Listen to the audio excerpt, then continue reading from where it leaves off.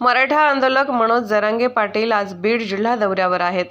यावेळी विविध कार्यक्रमांना त्यांनी हजेरी लावली। याच दरम्यान त्यांनी बीडच्या मांजरसुंबा गावात सुरू केलेल्या जिमचे उद्घाटन केले आहे। या दरम्यान त्यांनी 2 हातात डंबेल्स घेत वर्कआउट देखील केले आहे। दरम्यान यावेळी तरुणांनी व्यसनापासून दूर राहावे, सर्वांनी शरीरयष्टी तयार करून पाठीमागे खंबीरपणे उभं राहावे असे आवाहन मराठा आंदोलक मनोज जरांगे पाटील यांनी तरुणांना केले आहे। सगळ्यांना आणि आपल्या एमपुरे बंधूंना त्यांना सगळ्यांना मनापासून शुभेच्छा। आणि समाजानेही चांगला व्यायाम करावा, तुमचं शरीर चांगलं राहिलं म्हणजे मला बळ मिळेल, व्यसनापासून दूर जा ही सगळ्यांना विनंती।